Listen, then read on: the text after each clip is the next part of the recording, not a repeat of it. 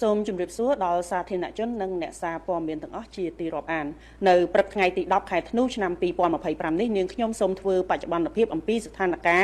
នៃការឈ្លានពានរបស់យោធាថៃមកលើដែនអធិបតេយ្យរបស់កម្ពុជានៅក្នុងភូមិសាស្ត្រយុទ្ធភូមិភាគទី4និងយុទ្ធភូមិភាគទី5 ភាគីថៃបានបន្តរំលោភបំពានលើបទចុះបាញ់និងសេចក្តីថ្លែងការណ៍រួមស្តីពីកិច្ចព្រមព្រៀងសន្តិភាពរវាងកម្ពុជាថៃដែលភាគីទាំងពីរបានចុះហត្ថលេខាកាលពីថ្ងៃទី26ខែតុលាឆ្នាំ2025ដោយបន្តធ្វើសកម្មភាពឈ្លានពានប្រដាប់អាវុធសារជាថ្មីលើដែនអធិបតេយ្យភាពកម្ពុជាដោយប្រើប្រាស់កម្លាំងយោធាការប្រើប្រាស់សភាវុធធនគុណគ្រប់ប្រភេទរបស់ប្រទេសថៃនិងការដាក់ពង្រាយទាហានដ៏ច្រើនលើសលប់ដើម្បីទន្ទ្រានយកទឹកដីកម្ពុជាគឺជាការរំលោភបំពានយ៉ាងច្បាស់កលែតចំពោះធម្មនុញ្ញអង្គការសហប្រជាជាតិធម្មនុញ្ញអាស៊ាននិងគោលការណ៍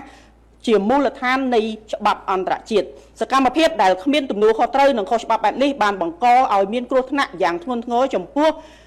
បំផុតមិនត្រឹមតែសម្រាប់សន្តិភាពនិងស្ថិរភាពក្នុងតំបន់ប៉ុណ្ណោះទេប៉ុន្តែថែមទាំងប៉ះពាល់ដល់មូលដ្ឋានគ្រឹះនៃសណ្ដាប់ធ្នាប់អន្តរជាតិផងដែរ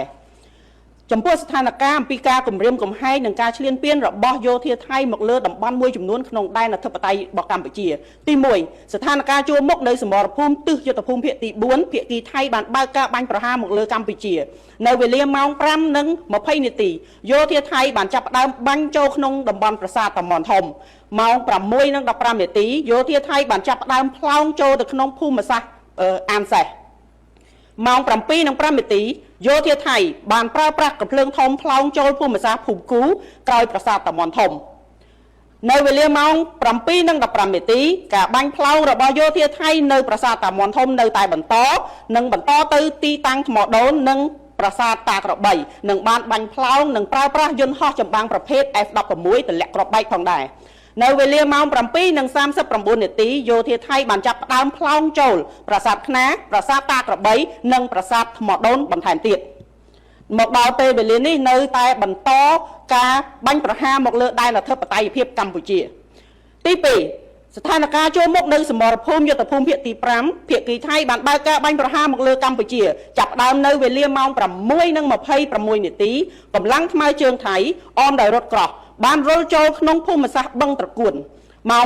7:09 នាទីយោធាថៃបានចាប់ផ្ដើមបង្កើនកម្លាំងថ្មើរជើងអមដោយរថក្រោះក្នុងបរិមាណច្រើនលើសលប់រុលចូលមកក្នុងភូមិសាស្ត្របឹងត្រកួននៅវេលាម៉ោង 7:10 នាទីយោធាថៃបានរុលចូលក្នុងភូមិសាស្ត្រភូមិព្រៃច័ន្ទនៅម៉ោង 8:17 នាទីយោធាថៃបានចាប់ផ្ដើមផ្លោងចូលវត្តព្រៃច័ន្ទគួរកត់សម្គាល់ផងដែរថានៅថ្ងៃទី9ខែធ្នូឆ្នាំ2025សកម្មភាពដ៏កម្ររបស់យោធាថៃនេះបានបើកការបាញ់ប្រហារដោយមិនរើសគោលដៅបាញ់ចូលទីប្រជុំជនដែលមានប្រជាជនរស់នៅជាពិសេសនៅសាលារៀនរបស់កុមារនិងបានបាញ់ផ្លោងប្រាសាទតាក្របីដែលជាទីសក្ការៈរបស់កម្ពុជាទង្វើដ៏សាហាវនិងបង្ហាញពីភាពអសិលធម៌ដែលបង្ហាញអំពីការប្រមាថមាក់ងាយដល់វប្បធម៌អរិយធម៌និងជាទីសក្ការៈដែលជាមរតករបស់មនុស្សជាតិជាពិសេសជាមរតកវប្បធម៌ដែលដូនតាខ្មែរបានកសាងបន្សល់ទុកដែលមានតម្លៃមិនអាចកាត់ថ្លៃបានចំនួននេះខ្ញុំសូមអនុញ្ញាតជម្រាបជូននៅចំនួនតួលេខជនភៀសសិទ្ធដែលដោយសារការបាញ់ប្រហាររបស់យោធាថៃនិងការឈ្លានពានមកលើដែនអធិបតេយ្យភាពកម្ពុជានៅក្នុងយុទ្ធភូមិភាគទី4និងទី5ដែលជនភៀសសិទ្ធកើនឡើងចាប់តាំងពីថ្ងៃទី7ខែធ្នូឆ្នាំ2025រហូតគិតត្រឹមនៅថ្ងៃទី9ខែធ្នូវេលាម៉ោង 17:30 នាទីដែលជំលះមកកាន់ទីទួលសុវត្ថិភាពនិងផ្ទះសាច់ញាតិចំនួន5ខេត្តសរុបមានចំនួន 2105 គ្រួសារស្មើប្រមាណនឹង 101,229 នាក់ក្នុងនោះរួមមានទារកកុមារតូចៗស្ត្រីមានផ្ទៃពោះចាស់ជរានិងជនពិការផងដែរ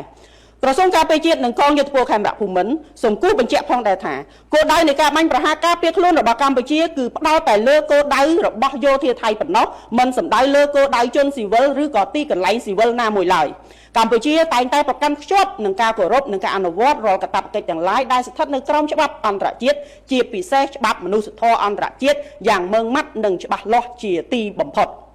កម្ពុជាបញ្ជាក់ជាថ្មីនៅការបដិញ្ញាចិត្ត យ៉ាងខ្ជាប់ខ្ជួនរបស់ខ្លួនក្នុងការគោរពនិងអនុវត្តតាមលក្ខខណ្ឌនៃបទច្បាញ់សេចក្តីថ្លែងការណ៍រួមស្តីពីកិច្ចព្រមព្រៀងសន្តិភាពរវាងកម្ពុជាថៃប្រកបដោយសុចន្ទៈនិងទំនួលខុសត្រូវខ្ពស់បំផុតកម្ពុជាប្រកាន់ភ្ជាប់នៅដំណោះស្រាយ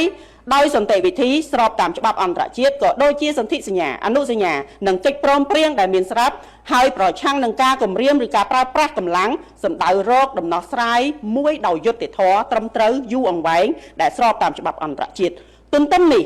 កម្ពុជាសូមអំពាវនាវឲ្យភាគីថៃវិលត្រឡប់មកអនុវត្តវិញនៅបទឈប់បាញ់និងសេចក្តីថ្លែងការណ៍រួមស្តីពីកិច្ចព្រមព្រៀងសន្តិភាពកម្ពុជាថៃដែលបានចុះហត្ថលេខាកាលពីថ្ងៃទី26ខែតុលាឆ្នាំ2025ក្រោមការធ្វើជាសាក្សីរបស់ឯកឧត្តមប្រធានាធិបតី Donald Trump និងឯកឧត្តមនាយករដ្ឋមន្ត្រីម៉ាឡេស៊ី Anwar Ibrahim ដែលជាប្រធានបដូវវេនអាស៊ានសូមគូបញ្ជាក់ផងដែរថាកងកម្លាំងកម្ពុជាបាននឹងបន្តឈរជើងយ៉ាងរឹងមាំក្នុងការបំពេញតួនាទីរបស់ខ្លួនដើម្បីការពារបូរណភាពទឹកដីរបស់កម្ពុជាចាសសូមអរគុណចំពោះការតាមដានស្ដាប់នាងខ្ញុំនឹងធ្វើការជម្រាបជូននៅបច្ចុប្បន្នភាពអំពីស្ថានភាពព្រំដែនកម្ពុជាថៃនៅពេលក្រោយបន្តទៀតសូមអរគុណ